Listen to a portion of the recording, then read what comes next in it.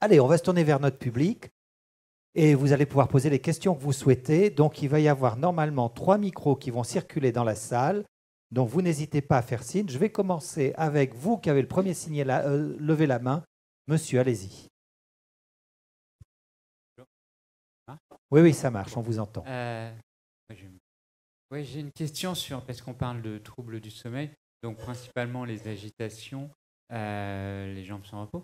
Est-ce que le fait de ne pas bouger pendant son sommeil, c'est aussi un trouble du sommeil qui peut être lié à Parkinson? Parce que moi, la nuit, mon problème, moi j'ai Parkinson, je suis sous pompe apomorphine, le jour, pas la nuit. Et en fait, la nuit, je ne bouge pas. Et aux conséquences, le matin, quand je me réveille, j'ai les reins complètement cassés. Et le seul moyen, enfin, la chose la plus surprenante, c'est que je me lève, je me tiens droit pendant quelques secondes et j'ai plus aucune douleur. Alors je me pose la question, est-ce que c'est lié au Parkinson ou c'est lié à la literie ou peut-être les deux? Alors, nous n'avons aucun intérêt dans les fabricants de matelas, on vient de le dire tout de suite. Et puis, je vais préciser une deuxième chose avant que d'autres questions se succèdent dans cette salle. J'ai à côté de moi vraiment une spécialiste, mais vous avez une excellente spécialiste du sommeil et de Parkinson, mais on ne peut pas faire des consultations comme ça en direct. Donc, il faudrait connaître parfaitement votre dossier, mais je vais vous laisser répondre, cela étant. Oui, donc on peut imaginer que si vous êtes sous traitement par pompe dans la journée, c'est que Et la nuit, je crois, vous avez dit. Non, pas la nuit. C'est que vos besoins sont importants en traitement dopaminergique pendant la journée et que vous avez besoin que ce soit continu. Et donc, c'est un peu étonnant que vous n'ayez rien la nuit. C'est-à-dire que souvent, on donne une dose d'apomorphine plus basse la nuit, mais on donne un petit fond de traitement qui vous permet de vous retourner confortablement dans le lit. On n'est pas fait pour dormir dans une même position tout au long de la nuit. On n'est pas fait pour bouger toute la nuit non plus, mais il est normal de se retourner régulièrement dans son lit pour changer ses points d'appui, parce qu'on a mal sinon, si on est toujours en appui sur les mêmes parties du corps. Enfin, on le sent tous.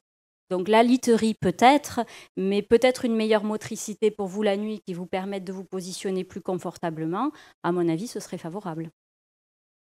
Alors, autre question, on va partir un petit peu au fond de la salle. On ne va pas vous oublier, hein. Un petit peu au fond de la salle, normalement, il y a 3 micros. Moi, je ne vois qu'une personne pour le moment qui s'agite avec le micro. Voilà, il y en a un autre là-bas. Alors, allez-y, le numéro 2. Bonjour, Madame. monsieur, dame. Moi, je voudrais vous parler, c'est pour mon mari, parce que lui n'arrive pas à dormir dans le lit. J'étais obligée de lui acheter un fauteuil relax, parce qu'il ne peut pas se tourner dans son lit. Et il ne peut pas rester. Même à plat, sur le dos, il ne tient pas. Excusez-moi, mais en quoi le fauteuil relax améliore la situation? Parce qu'il peut relever sa tête mieux. Et moi, j'ai essayé différentes tailles d'oreiller et il ne tient pas dans le lit. Donc, il n'y a que le fauteuil relax qui arrive à lui permettre de dormir. Le problème, c'est qu'il est toujours sur le dos. Je pense qu'une fois de plus, on est face à un inconfort lié à la maladie de Parkinson. Hein. La maladie, lorsque les symptômes ne sont pas soulagés, provoque un inconfort nocturne très grand. Et donc, c'est la même situation, c'est-à-dire que probablement, il faut le traiter davantage la nuit. Je rappelle aussi quand même que très souvent, à l'âge où la maladie de Parkinson touche les personnes, il peut aussi y avoir des atteintes rhumatologiques. Et que ce n'est pas parce qu'on a une maladie de Parkinson qu'on n'a pas le droit aussi d'avoir un canal lombaire étroit ou des maladies de la colonne, etc.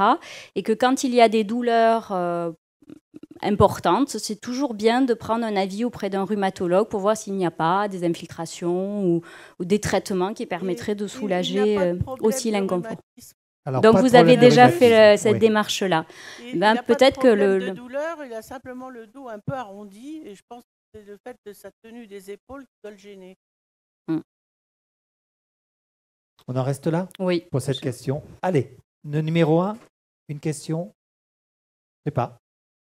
Moi, je vois le panneau qui se lève, donc je donne le numéro. Allez-y, monsieur.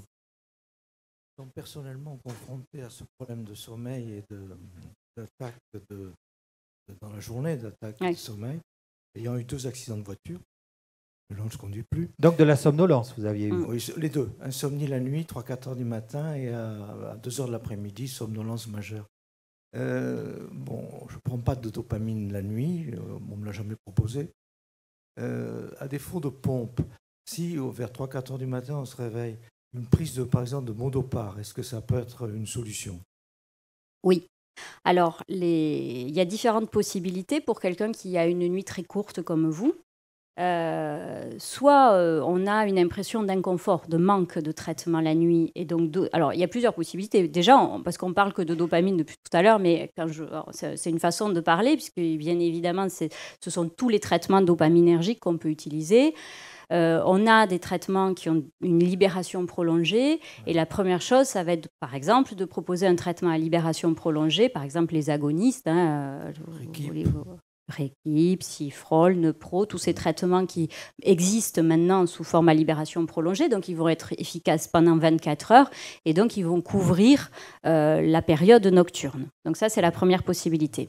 Si ces traitements ne sont pas utilisables, ce qui n'est pas toujours le cas, enfin, certaines personnes ne les supportent pas bien. Dans ce cas, on peut rajouter une prise de dopamine, de Levodopa, Modopar ou Sinémet la nuit. Troisième possibilité, on peut se dire que finalement, il faut aider la personne à finir sa nuit. Et du coup, ce que je propose régulièrement, c'est de prendre un hypnotique, c'est-à-dire un médicament qui sert à s'endormir. Alors en pratique, on a le Stilnox et l'Imovan, Zolpidem et Zopiclone, qui sont des médicaments qu'on utilise en général et qui aident à s'endormir. Et donc très souvent, ces médicaments sont prescrits le soir. Or, au cours de la maladie de Parkinson, le problème, c'est pas de s'endormir le soir. Ça, en général, les personnes s'endorment très bien. Mais par contre, moi, du coup, je propose à mes patients de prendre ce traitement en milieu de nuit pour finir la nuit. Parce qu'en fait, leur efficacité, elle est de 3-4 heures. Donc, du coup, si vous le prenez à 2-3 heures du matin, ça ne vous fait pas dormir jusqu'à midi. Et donc, finalement, ça peut vous permettre de faire une nuit complète. Une fois que tous les systèmes ont été mis en place pour améliorer votre sommeil de nuit, et si on est arrivé à ce que vous ayez un temps de sommeil suffisant, et que vous continuez à vous endormir comme ça dans la journée, deux possibilités. Soit vous avez un traitement qui vous rend somnolent, comme par exemple les agonistes dopaminergiques, qui donnent quand même beaucoup plus de somnolence que la Levodopa. Et le premier traitement, à mon avis, c'est d'arrêter les agonistes ou de les diminuer franchement et de mettre un peu plus de Levodopa à la place. Si on ne peut pas faire ça, à ce moment-là, il vous faut aller dans un laboratoire du sommeil, enregistrer votre nuit et votre somnolence dans la journée. Donc, on fait un test qui s'appelle le test itératif de latence d'endormissement. C'est-à-dire qu'on demande à la personne, après avoir dormi une nuit complète au laboratoire du sommeil, de faire des siestes toutes les 2 heures au laboratoire, des siestes d'1 quart d'heure. Et on regarde à quelle vitesse la personne s'endorme. Et chez certaines personnes atteintes de maladie de Parkinson, il y a vraiment des endormissements très rapides. À partir du moment où on a ces endormissements très rapides, on a le droit de prescrire des stimulants de la vigilance. On a des médicaments qui sont utilisés dans des maladies du sommeil, comme la narcolepsie ou des maladies où les gens dorment beaucoup trop, qui sont de véritables éveillants. Et on peut les prescrire au cours de la maladie de Parkinson, et on le fait avec succès chez certaines personnes qui, du coup, vont pouvoir éventuellement reprendre la conduite, etc. Dernière question, la prise de mélatonine le soir, est-ce que ça a un intérêt? Alors, la prise de mélatonine le soir, si on prend l'hypothèse des Strasbourgeois et qu'on pense que c'est une désorganisation du sommeil liée à une mauvaise sécrétion de mélatonine, ça peut marcher. Dans ma pratique, ça ne permet pas un maintien du sommeil véritablement efficace. En tout cas, dans la configuration comme la vôtre, où la personne se réveille à 3 heures du matin, la mélatonine ne suffit pas. Par contre, la mélatonine, on l'utilise beaucoup dans le traitement du trouble du comportement en sommeil paradoxal, où là, elle est très efficace. Mais ce n'est pas votre problème à vous. Alors, on va prendre une question numéro 2. Allez-y, je vous en prie. Oui, bonjour. Je voulais savoir, on a parlé de la durée du sommeil, mais sur la qualité du sommeil. Je vais m'endormir par exemple 2 fois à 23h30 et me réveiller vers 5h moins le quart. Dans un cas, j'aurai de la lenteur et de la rigidité. Et dans l'autre cas, je vais me réveiller dans un mode actif classique. Qu'est-ce qui explique la différence? Alors, malheureusement, et souvent dans la maladie de Parkinson, les jours se suivent et ne se ressemblent pas. Enfin, très souvent, les patients nous disent il y a des jours où je suis bien, des jours où je ne suis pas bien. De la même façon, vous avez des éveils, vous êtes bien, des éveils, vous n'êtes pas bien. La question à se poser, c'est est-ce que les éveils où vous êtes bien et ceux où vous n'êtes pas bien sont toujours à la même heure? Auquel cas, on peut imaginer que l'éveil où vous n'êtes pas bien, c'est que vous manquez de traitement et que donc il faudrait anticiper et prendre des traitements avant. L'éveil où vous êtes bien, c'est peut-être celui où vous êtes arrivé à restaurer un peu de fabrication de dopamine endogène, où vous avez refait un peu de stock. Il y a des patients qui rapportent un bénéfice du sommeil, qui disent que la première demi-heure ou la première heure au réveil, ils sont hyper bien et que c'est d'ailleurs étonnant qu'ils soient aussi bien. Ça veut dire que finalement, pendant la nuit, ils refont quelques stocks de dopamine et du coup, ils ont une meilleure motricité au réveil. Donc, vous voyez, il y a plein de facteurs qui peuvent jouer. Et expliquer que l'état moteur ne soit moteur et non moteur d'ailleurs, parce que quand on dit bien ou pas bien, c'est souvent, ça peut ne pas être que du blocage moteur, ça peut être aussi une sensation de mal-être, ça peut être très fluctuant en fonction d'un horaire ou d'un autre. D'ailleurs, je vous rassure, monsieur, moi-même qui ne souffre pas, du moins je pense, de la maladie de Parkinson, il m'arrive de me réveiller certains matins en pleine forme et d'autres matins complètement dans le brouillard. Donc voilà, je crois que c'est pour monsieur tout le monde ou madame tout le monde. Je pense que ces fluctuations de notre état, on les sent tous, qu'il y a énormément de facteurs qui jouent, par exemple la lumière, la saison, etc. Je pense quand même que chez les personnes qui ont la maladie de Parkinson, cette différence, elle est majorée. Et que du coup, ce qui chez nous fait que, voilà, des fois on commence moins bien, etc., mais ça passe. Chez eux, ça peut durer toute une journée. Et là, je comprends, on sent quand on interroge les gens qu'il y a des jours où vraiment, c'est pas juste, quoi. On ne comprend pas pourquoi ça ne marche pas ce jour-là. Et ça, c'est des choses qu'on n'explique pas encore très bien. Il y a des histoires d'absorption du traitement, il y a des mécanismes qui sont sûrement à différents crans qu'on ne connaît pas toujours, quoi. Allez, autre question. Je regarde toujours mes numéros. Numéro 1, allez-y. Merci docteur pour la qualité de votre intervention. Je me suis totalement reconnu dans votre description au moment de l'étude strasbourgeoise et je voudrais savoir comment est-ce qu'on peut rentrer dans cette étude avec la luminothérapie.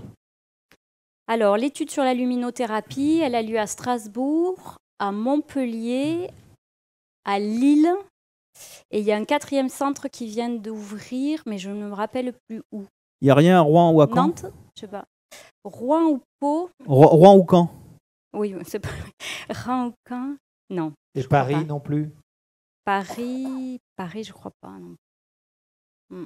Bon, alors peut-être, si je peux me permettre, prendre contact avec les gens de Strasbourg qui éventuellement pourront peut-être diriger vers un centre. Après, évidemment, c'est formidable de participer à l'étude, mais s'il n'y a pas de centre près de chez vous, ça ne vous empêche pas d'utiliser la luminothérapie. C'est-à-dire que la luminothérapie, c'est quelque chose qu'on peut utiliser en dehors de l'étude aussi.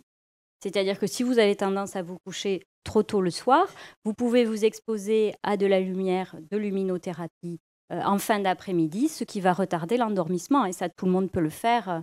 Donc les ampoules de luminothérapie, ça s'achète sur Internet. Ça s'achète chez Darty. Enfin, je ne vais pas faire de pub pour des marques, une marque ou une autre, mais je veux dire, tous les magasins de matériel plus ou moins électroménager vendent des lampes de luminothérapie. Donc, il y a des grandes lampes avec des écrans, etc. Et puis, il y a des ampoules. Vous mettez l'ampoule sur votre pied de lampe et ça va très bien. Alors, il faut faire attention parce que c'est une lumière très intense. Nous, on en a acheté une et en gros, ça vous fait comme une lumière... un peu ce qu'on a, nous, dans les yeux. Voilà, là. c'est ça. C'est plein zénith, plein été. Le zénith en été, donc midi en plein été. Donc, je peux vous dire qu'en hiver, quand vous avez passé votre journée dans l'obscurité, que vous mettez ça stimule, on le sent, ça fait quelque chose.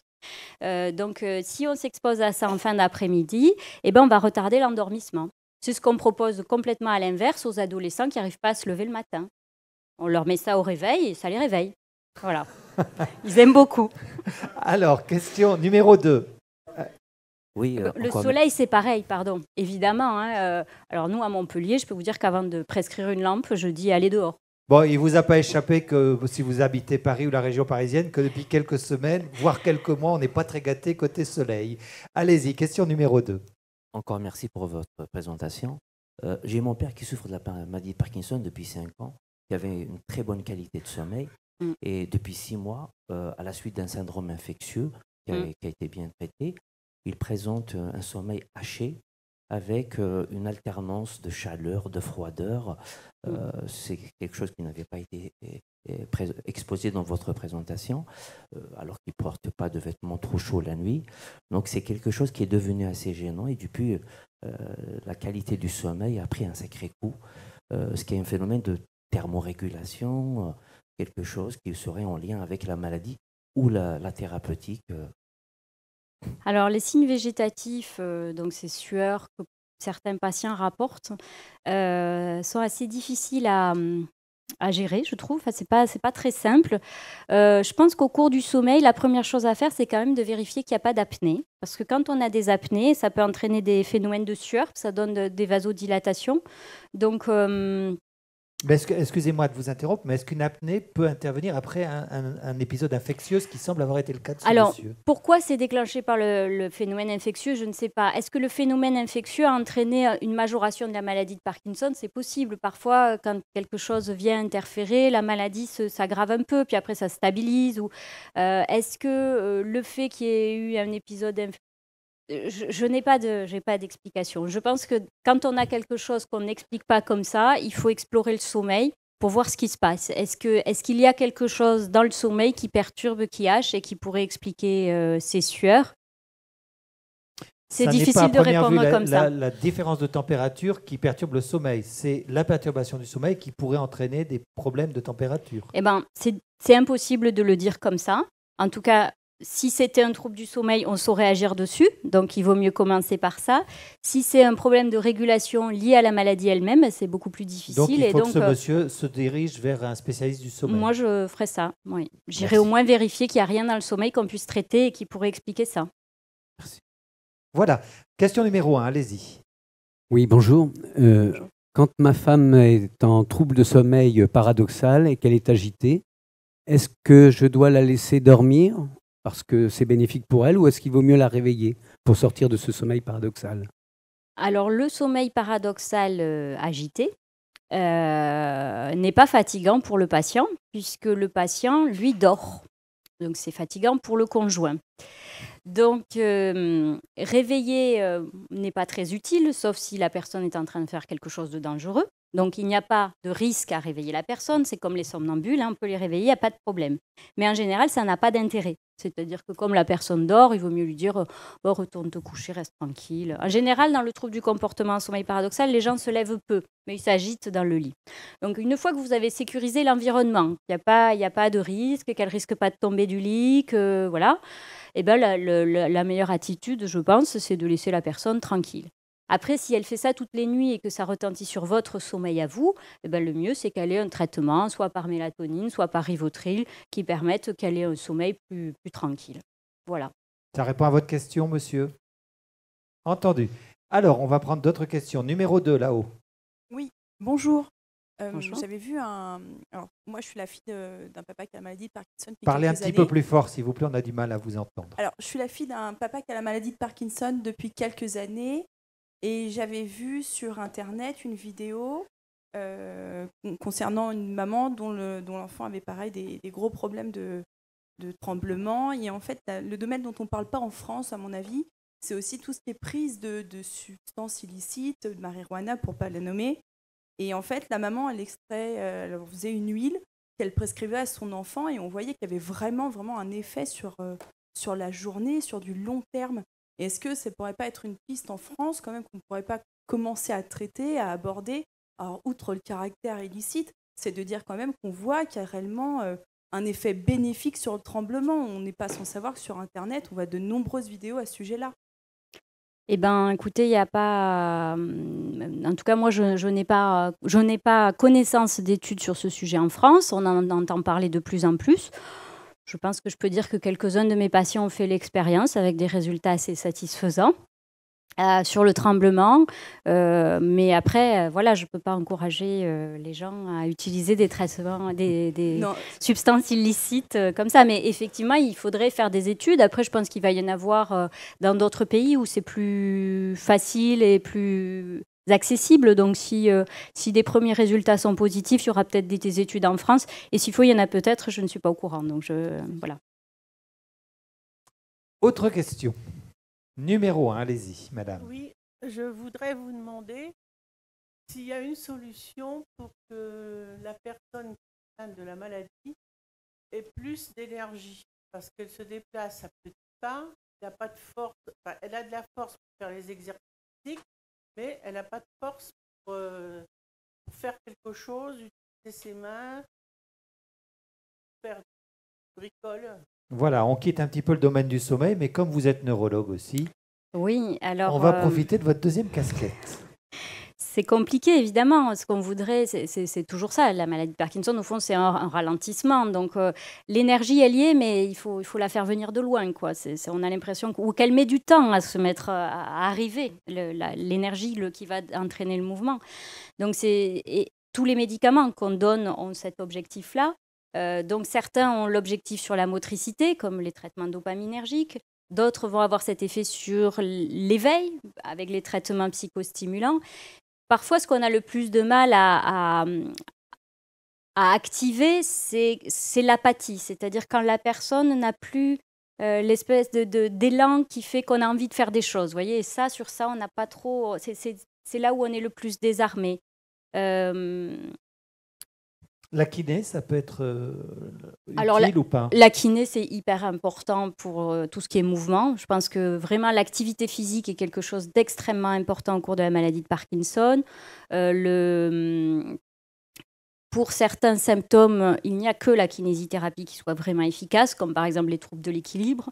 Donc, cette prise en charge est, à mon avis, obligatoire au cours de la maladie à certains moments, hein, pas tout le temps, mais à certains moments. Donc, oui, la kinésithérapie, oui, ça donne de l'élan, et puis souvent, ça permet de sortir, de faire des choses, donc c'est tout à fait bénéfique. Alors, nous, on travaille sur une application smartphone qui délivre de la musique pour motiver les personnes atteintes de maladie de Parkinson à faire de l'exercice. Et on a eu des résultats très, très favorables. Donc, quel type de musique, si ce n'est pas indiscret? Alors, on a fait une banque de musique en demandant à mes patients avec quoi ils auraient envie d'aller marcher. Donc quand même dans l'esprit, donc une musique que vous aimez, mais qui soit motivante pour marcher. Donc on n'est pas dans une musique paisible, on est dans une musique entraînante.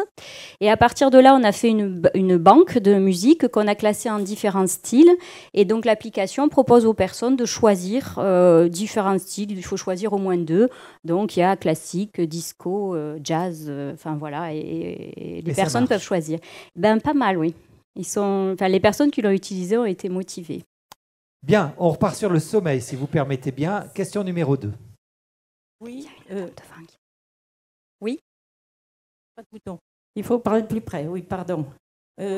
Attendez. Il y a une personne qui a le micro. On va vous l'amener après, madame. Oui, bonjour. Je voulais vous parler d'une petite expérience que j'ai subie. J'ai une maladie de Parkinson depuis une dizaine d'années. Et j'ai été opérée 3 fois des hanches dans les 10 dernières années. Et à chaque fois, dans les 2 ou 3 nuits qui ont suivi l'opération, j'ai eu des blocages terribles, à un point tel que ça me réveillait. Et j'avais l'impression que mon corps passait par-dessus le lit. Le service de chirurgie où j'étais m'a regardé avec des yeux ronds quand j'en ai parlé. Y a-t-il pas un lien entre l'anesthésie et puis les médicaments éventuels ou la maladie de Parkinson? Alors la première question... qui pourrait être intéressant, c'est de prévenir les services de chirurgie des suites éventuelles. Êtes-vous sûr que vos traitements vous aient été donnés pendant cette période-là? Mais je sais, je ne me rappelle pas parce que sur le moment, je n'ai pas non plus. Le problème, c'est que dans la maladie de Parkinson, le traitement, on a besoin de tout le temps. Et quand on va subir une intervention chirurgicale, on met les personnes à jeun. Donc, soit vous avez un patch, par exemple, et là, tout le monde va être content. Mais sinon, le plus souvent, le chirurgien, qu'est-ce qu'il fait? Il arrête tout. Hein. Alors, vraiment, ça ne leur pose aucun problème. Donc, forcément, quand vous vous réveillez, c'est difficile. Oui. Donc, ce qu'il faut, c'est arriver à anticiper, à parler avec les équipes, à dire, voilà, moi, j'en ai besoin très vite, il faut me le remettre dès que je peux avaler à nouveau, etc. Oui.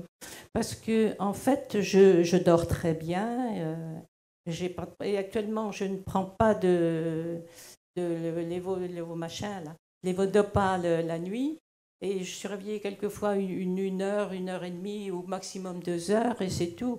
Mais je n'ai jamais refait depuis des blocages comme le monsieur, mais des blocages violents. Voilà, mais je crois qu'effectivement, vous avez tout à fait raison, docteur. Ça vient très probablement de ce que dans les opérations, les chirurgiens demandent de rester à jeun. Et très souvent, moi j'ai eu aussi des témoignages de personne qui souffrait de la maladie de Parkinson et à qui on avait arrêté le traitement pendant 2 ou 3 jours, le temps de faire l'opération. Je voudrais qu'on amène un micro au premier rang parce qu'il y a une dame qui, depuis un moment, demande le micro. Donc, on va aller au numéro 1 et puis après, vous m'amenez un micro devant, s'il vous plaît. Merci. Question numéro 1. Allez-y, madame. C'est moi, là. Oui, allez-y. C'est juste si on va consulter dans un laboratoire du sommeil, ça prend combien de temps? On est hospitalisé, sans doute. Alors, en général, on a d'abord une consultation où le médecin va va vous questionner pour voir quel est votre problème et voir s'il y a une justification à vous enregistrer ou pas. On n'est pas toujours enregistré. Et ensuite, on va vous programmer un enregistrement du sommeil. Donc, en fonction de ce qu'on cherche, on va pas faire le même type d'exploration. Si vous n'avez pas du tout de somnolence, par exemple, on va ne vous enregistrer que la nuit. On n'a pas besoin de vous explorer dans la journée. Si maintenant vous vous plaignez de somnolence, le plus probable, c'est qu'on vous enregistre une nuit et une journée. Et donc, vous allez rester 24 heures. 24. Très bien, merci. Allez-y, madame, je vous en prie. Oui, mon mari a une maladie de Parkinson depuis 15 ans. J'entends jamais parler... Enfin, la nuit, il s'endort avec un Mianzérine.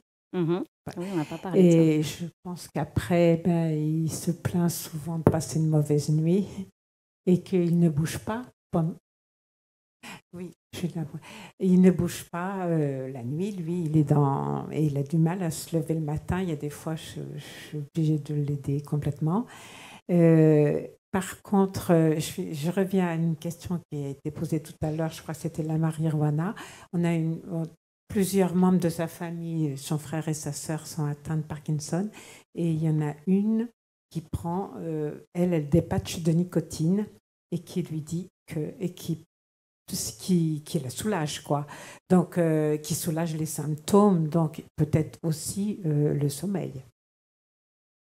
Mais ça, alors, votre question, madame. La question, c'est est-ce qu'en France, on va chercher sur ce sujet-là? Parce qu'en fait, tous les gens qui prennent des patchs de nicotine, mon mari ne le fait pas finalement parce qu'il a essayé, mais ça ne lui a pas vraiment apporté de bienfaits. Et par contre, si on le fait, tout le monde dit qu'on est hors protocole et que ça ne va pas. Alors, je ne pense pas qu'il y ait d'études qui aient été faites sur les patchs de nicotine par rapport au sommeil. Alors, par rapport au sommeil, non. La nicotine est un puissant éveillant. Les fumeurs savent qu'ils sont beaucoup plus éveillés après avoir fumé une cigarette qu'avant. D'ailleurs, je connais même des spécialistes du sommeil qui mâchent des chewing-gums de nicotine pour ne pas s'endormir. Donc, voilà. Donc, a priori, ce n'est pas l'option que je choisirais pour le sommeil de façon générale. Pour ce qui est de la maladie de Parkinson, il y a eu de nombreuses études. Les résultats sont toujours... pas suffisamment révolutionnaire pour qu'on décide de l'utiliser, puisqu'en pratique, on n'a pas l'indication en France. Si le résultat était majeur, on aurait eu l'indication depuis longtemps. Enfin, les études qui ont été faites à Henri Mondor sur la nicotine, moi j'étais interne à l'époque, ça doit faire 15 ans maintenant, il y avait déjà des études en cours. Donc mon impression, c'est que s'il n'y a toujours rien qui est sorti en France, alors que c'est que l'effet, il est peut-être vrai chez certains patients, mais pas chez la majorité. Et donc, du coup, on a décidé de ne pas l'utiliser. En tout cas, comme on est ce matin sur une conférence qui concerne le sommeil, vous déconseillez totalement par rapport au sommeil. En tout cas, ça ne me paraît pas rationnel, mais je n'ai aucune expérience sur le sujet en pratique. Et si je peux garder le micro. Donc, et à propos pour la nuit, donc mon mari ne bouge pas du tout, il n'a pas de lévodopa la nuit.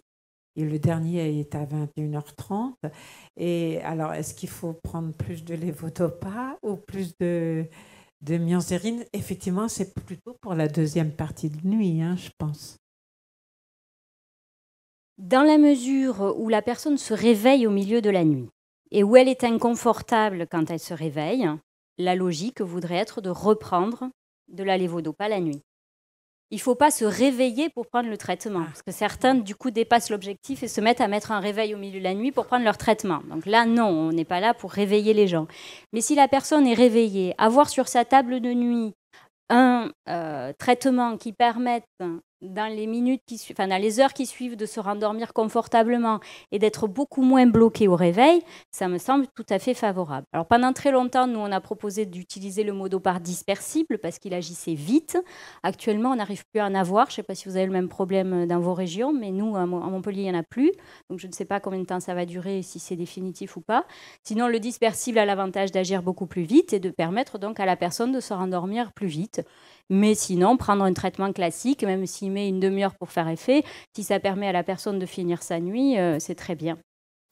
Voilà, on va prendre d'autres questions. La numéro 1 en fond de salle, après on vient vers vous. La numéro 2 là-bas, la dame en rouge là. Alors, là, 1 au fond, allez-y. Bonjour. Je reviens vers le problème de fatigue lié à la maladie. Moi, je suis parkinsonien depuis 3 ans. Je dormais très très mal les 2 premières années. Et là, ça fait 6 mois, 1 an que je dors mieux.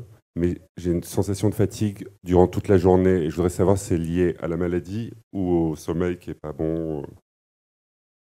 Je suis vraiment fatigué toute la journée, non-stop. Ça ne m'empêche pas de faire des choses et de travailler. Hein. Mais il y a une sensation d'épuisement permanente. Alors, dans le sommeil, on a l'habitude de dire qu'il ne faut pas confondre fatigue et somnolence. Alors, je vais vous dire comment on les définit, puis du coup, vous me direz ce que vous avez, vous. La somnolence, c'est la propension à s'endormir dans des situations inappropriées. Donc, quand on est somnolent, si on vous laisse tranquille dans un coin, vous vous endormez. Voilà. Ça, c'est de la somnolence. La fatigue, c'est plutôt la sensation qu'on a en fin de journée, après une journée de travail, quand on en a marre, parce qu'on a beaucoup bossé, qu'on est tendu, qu'on est énervé. Donc, c'est ce qu'on appelle être tendu ou être stressé. Ou être, vous voyez, on est fatigué, on est nerveusement là, de la lassitude, la fatigue. En tout cas, j'aime bien expliquer comme ça aux personnes. Parce que du coup, la somnolence, ça va se traiter en dormant. Alors que la fatigue, ça se soigne en se divertissant, c'est-à-dire en faisant quelque chose qui va vous changer les idées, vous sortir de boulot, stress, famille, voilà. Quelque chose qui vide la tête. Donc, est-ce que vous... Alors après, dans les maladies neurologiques, c'est vrai qu'on dit qu'il y a une sensation de fatigue, de lassitude, qui n'est pas celle du travail que je viens de décrire. Mais vous, du coup, vous vous reconnaissez plus dans quelle option, la somnolence ou la fatigue? C'est la fatigue. C'est la vraie fatigue. Alors, voir un bon film. Du coup, peut-être essayer la solution qui est celle qu'on donne, parce que en général, ceux qui se plaignent de fatigue, ce sont les gens qui ont une insomnie primaire, c'est-à-dire l'insomnie des insomniaques en population générale, tous les gens qui, le soir, voudraient s'endormir instantanément alors qu'ils sont fatigués, mais pas somnolents, et qui donc auraient plutôt besoin d'aller s'aérer que d'aller se coucher. Donc, essayez peut-être cette stratégie, c'est-à-dire que peut-être, je ne connais pas du tout votre histoire, mais peut-être qu'à cause de la maladie, vous êtes dans un fonctionnement où vous n'avez pas trop d'espace pour faire des choses qui vous font plaisir. Et essayez ça. Je ne sais pas. Merci beaucoup. Voilà, partant du principe, je le répète, qu'on ne peut pas vous donner de diagnostic comme ça. Oui, c'est un peu difficile. Je prends cette question numéro 2. Après, je vais vous demander de venir voir la dame rouge qui est au 3e rang qui demande le micro aussi. Allez-y. Moi, monsieur, je ne dors pratiquement pas. Je veux passer des nuits entières sans dormir. Mais je suis obligée de prendre depuis 10 ans du Zolpidem, du Pinov. Je supporte bien. Et même, ces produits n'agissent que rapidement, mais après, vers minuit, je pourrais faire à 9h. Je prends ces produits et je me réveille à minuit. Donc là, actuellement, je me mets à lire, mieux que rien. Et je me rendors avec un petit bout de Zolpidem, puis du Modopar. Et je suis appareillée, mais je crois que le médecin n'a pas fait encore l'utilité de peut-être me mettre un produit permanent dans la pompe. Oui. Donc, vous avez déjà essayé pas mal des options qu'on a proposées, c'est-à-dire que vous avez... Bon, déjà, la première question, est-ce que vous avez vraiment besoin du Zolpidem pour vous endormir le soir? Peut-être que le soir, vous vous endormiriez sans rien. Non? Bon. Parce que du coup, vous feriez peut-être mieux de prendre la moitié le soir, où en général, les personnes s'endorment mieux, et le complet pour finir votre nuit au moment où vous en avez le plus besoin, à mon avis. Ensuite, vous avez du traitement la nuit, donc c'est plutôt déjà bien. Enfin, vous n'avez pas les erreurs classique, puisque toutes les choses ont été mises en place. Mais peut-être que pour vous, justement, le traitement en continu la nuit serait une bonne option. On dirait, en tout cas. Voilà, oui, madame, bonjour. je vous en prie, allez-y. Oui. Bonjour et merci pour vos réponses qui nous éclairent. J'ai 2 questions concernant... Alors, est-ce qu'on vous entend dans la salle? Je ne suis pas sûr. C'est le micro avec une petite barrette blanche en bas. Voilà, non, touchez rien, on va s'occuper de ça là-haut. Allez-y. Oui, donc bonjour et merci pour ces réponses qui nous éclairent. J'ai 2 questions concernant mon conjoint qui est atteint de la maladie de Parkinson. Je constate qu'il est de plus en plus fréquent aux infections et je voulais savoir si la faiblesse immunitaire liée à ce manque de sommeil, qui est vraiment, lui, son problème numéro 1, cette impossibilité de dormir, je voulais savoir s'il y avait vraiment une faiblesse immunitaire presque fatale quand on dort si peu. Alors, on va répondre à cette première question d'abord. Est-ce que le fait de très peu dormir, finalement, abaisse les défenses immunitaires? Alors, probablement. Dans la maladie de Parkinson, ça n'a jamais été étudié en tout cas. Deuxième question. Et ma deuxième question, il vient de subir une intervention au genou. On vient de lui mettre une prothèse au genou. Et depuis ce moment-là, alors que sa situation était relativement stabilisée, je constate une nette aggravation depuis les 5 semaines d'hospitalisation qui inclut la rééducation. Donc je voulais savoir si, évidemment, il y avait un espoir que ça soit réversible ou est-ce que ça annonçait peut-être une dégradation suite à cette suite opératoire? Alors, par principe, il faut toujours garder de l'espoir, ça c'est sûr. Et de toute façon, je trouve que très souvent, on a des bonnes surprises. C'est-à-dire que au cours de la maladie de Parkinson, tous les épisodes intercurrents, que ce soit une bronchite, une chirurgie, etc., je trouve que vraiment les personnes le vivent souvent mal. Alors déjà, très souvent très mal avant, parce qu'il y a beaucoup d'anxiété avant le geste ou le problème, quand on sait qu'il va avoir lieu. Et puis alors ensuite, et après, la récupération est sûrement beaucoup plus longue que chez les personnes qui ne sont pas malades. Mais elle se fait quand même, cette récupération, et souvent, avec du temps, on retrouve vraiment l'état initial. Parce qu'il n'y a aucune raison qu'une opération du genou aggrave la maladie. Les taux de dopamine dans le cerveau, ce sont les mêmes. Donc après, il faut le temps de faire la rééducation, il faut le temps de remettre en route le système. Mais pourquoi pas? Mais c'est vrai que ça a aggravé les raidissements, puisqu'il n'a pas pu faire d'exercice pendant pratiquement 5 semaines. On ne lui a rééduqué que le genou et pas le dos. Or, le dos, il en Voilà, c'est l'importance qu'on disait tout à l'heure d'avoir cette éducation permanente tout au long de la semaine, de la journée. Et donc, effectivement, 5 semaines sans les mouvements, on voit tout de suite les conséquences. Mais ce n'est pas pour autant qu'ils vont parvenir. C'est-à-dire que votre mari va rentrer, il va refaire la kiné avec son kiné. Peut-être que son traitement anti-parkinsonien va être réajusté. Et puis les choses vont se stabiliser. Après, la maladie, régulièrement, il faut ajuster le traitement. Donc, peut-être que c'était le moment de le faire. Mais ce n'est pas plus grave que ça. Alors, on va prendre une autre question. Merci, madame. Allez-y. On va prendre là-bas et puis ensuite devant. Je vous écoute, madame.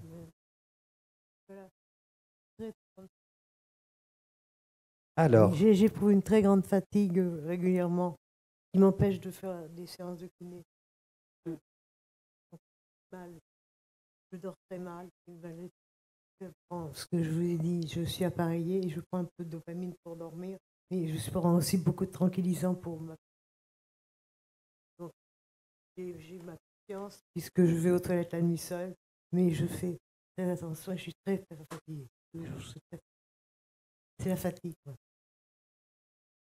C'est essentiellement la fatigue qui fait que je ne peux pas accepter des séances de kiné. Alors, est-ce que c'est lié aux prises de tranquillisants? Je se prends pour les douleurs aussi. J'ai été opérée du dos il n'y a pas longtemps. Alors tout cela est possible, effectivement. C'est vrai que souvent les patients nous disent mais aller chez le kiné, mais les jours où on est épuisé, vous vous rendez pas compte, on ne peut pas quoi.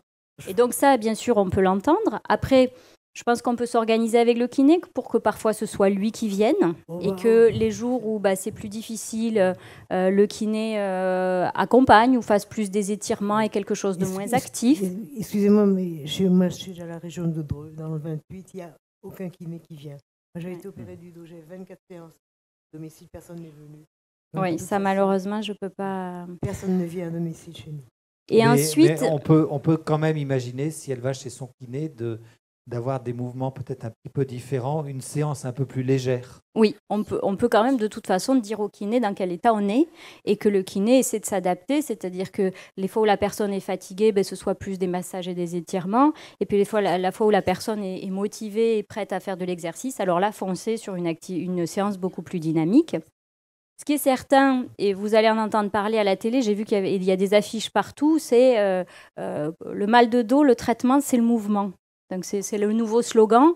Ça, c'est une évidence. Et donc, pour tous les gens qui ont mal au dos, et il y en a beaucoup, que ce soit au cours de la maladie de Parkinson ou pas, il est bien évident que l'activité physique est ce qui fait le plus de bien. Et même si parfois on a mal au dos et qu'on se dit « Ah mais non, je ne vais pas en plus aller me faire bouger par-dessus alors que j'ai déjà tellement mal », eh ben, on est surpris de voir qu'après une séance d'activité, eh ben, on a beaucoup moins mal. Donc, il faut arrêter de croire de penser le problème à l'envers.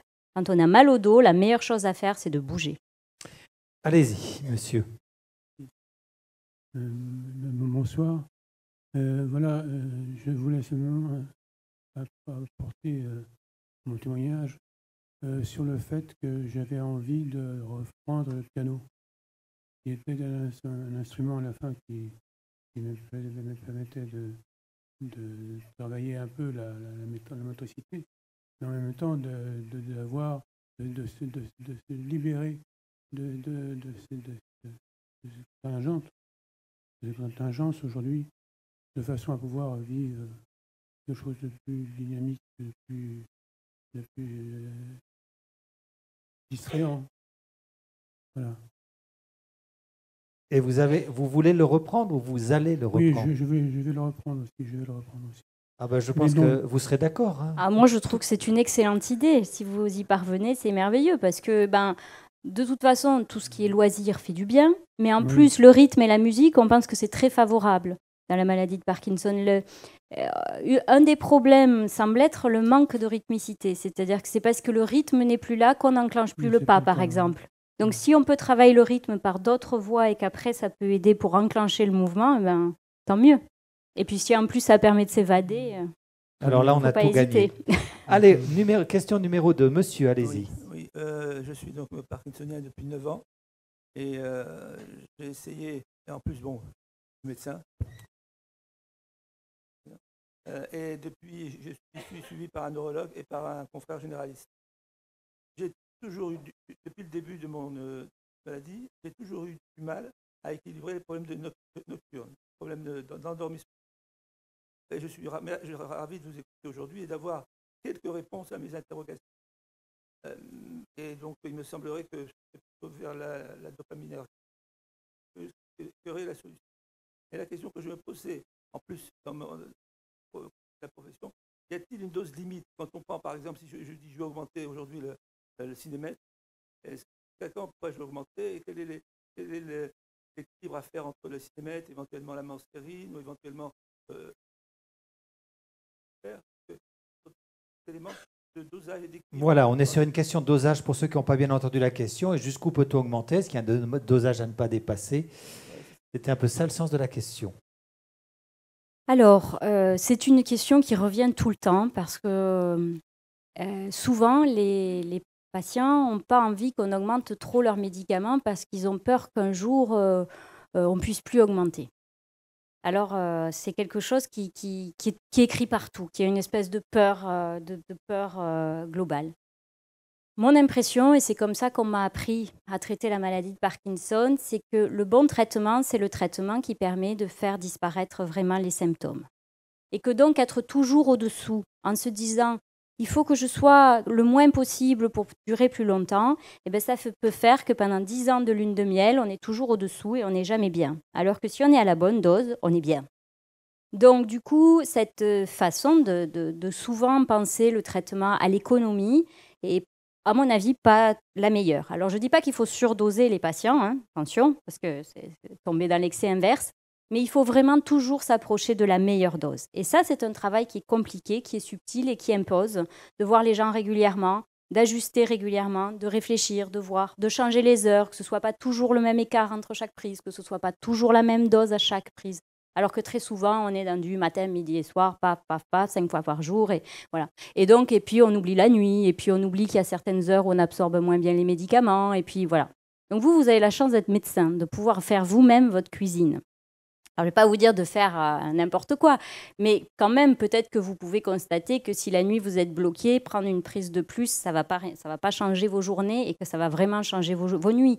Et que si vous êtes plus reposé, vous allez faire plus d'activité physique. Et si vous faites plus d'activité physique, votre motricité sera meilleure. Et peut-être qu'après, vous diminuerez le traitement du jour, vous voyez. C'est-à-dire qu'il faut être à la fois on est obligé de donner des guides aux patients parce que sinon, les gens, ils ne savent pas quoi faire. Mais que d'un autre côté, avoir un peu de souplesse, sans rentrer dans l'escalade, c'est la crainte qu'on a toujours, mais ça peut permettre de soulager des blocages et d'éviter des situations extrêmement pénibles, que ce soit la nuit ou le jour. Donc, parfois, adapter un peu en fonction des jours. Comme on disait tout à l'heure, il y a vraiment des jours qui sont bien meilleurs que d'autres et des jours où peut-être on peut prendre moins. Peut-être que c'est quelque chose qui devrait rentrer un peu plus dans les mœurs. Allez, on va prendre 2 questions encore parce qu'après, l'heure tourne et il faut aller jusque... Vous avez plein d'activités dehors, vous savez, en dehors de cette table ronde. N'oublions pas que dehors, il y a plein de stands avec des choses passionnantes. Donc, je prends 2 questions. Madame ici et la dame au fond qui lève la main et après, on arrêtera. Allez-y, madame. Alors, voilà, j'en prends 3. Allez, allons-y. Madame, d'abord. Alors, j'aurais voulu savoir si la qualité ou la quantité du sommeil avait un impact sur l'évolution de la maladie. Alors, c'est impossible de vous répondre comme ça, puisque finalement, on ne sait pas où est l'œuf et où est la poule. C'est-à-dire que, est-ce que c'est parce qu'on a une maladie qui touche les circuits du sommeil qu'on dort moins bien, et donc ça veut dire que la maladie est différente? Ou est-ce que c'est parce qu'on dort moins bien qu'on va avoir une maladie motrice plus sévère? Donc, ça peut se prendre dans les 2 sens. D'une façon générale, les gens vont mieux quand ils dorment bien. Donc, il faut soigner et dormir mieux. J'espère que ça améliore la maladie et ça diminue sa sévérité. Après, plus la personne est en forme et dynamique, et plus elle va se battre contre sa maladie. Donc, est-ce que c'est ça qui fait que on est moins bien quand on dort mal parce que du coup, on ne va pas se battre et que du coup, la maladie devient plus grave? Ou est-ce que c'est parce que les circuits sont touchés que ça marche moins bien? C'est impossible de vous répondre. En tout cas, ce qui est sûr, c'est que essayer de prendre en considération le sommeil et faire en sorte que les gens dorment mieux au cours de cette maladie, c'est très important. Merci beaucoup. Madame, allez-y. Oui, bonjour. Moi, j'ai Parkinson depuis 3 ans et j'ai des problèmes de somnolence par moment. Et on m'a diagnostiqué justement parce qu'on a décelé ces moments off. Mon neurologue appelle ça des moments off et des moments on. Je voudrais savoir si des études ont été menées sur l'impact des aliments que nous ingérons. Puisqu'en même, nous sommes des grosses machines pour produire de l'énergie. Qu'est-ce qui fait qu'un Parkinsonien peut être impacté par certains aliments ou pas? Est-ce que des études sont menées là-dessus? Et si je comprends bien votre question, est-ce que l'aliment peut avoir un impact sur la somnolence?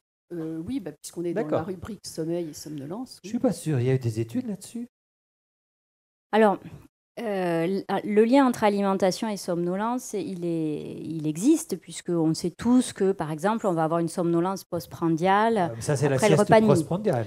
Donc là, il y a un lien avec le rythme circadien, mais vous avouerez que... Mais qui ne tient pas compte de la nourriture que l'on prend. Mais si, quand même. Vous ne pensez pas que le le gros repas du dimanche vous fait plus dormir que le repas frugal du midi. D'ailleurs, il y a de nombreuses personnes qui, le midi, mangent légèrement parce qu'elles savent qu'elles auront moins de somnolence. Alors, je ne parle pas de l'alcool, hein, c'est bon. Mais même le repas, c'est-à-dire que plus un repas est riche et calorique, et plus on va avoir de la somnolence après. L'énergie est détournée vers la digestion plus que vers d'autres fonctions.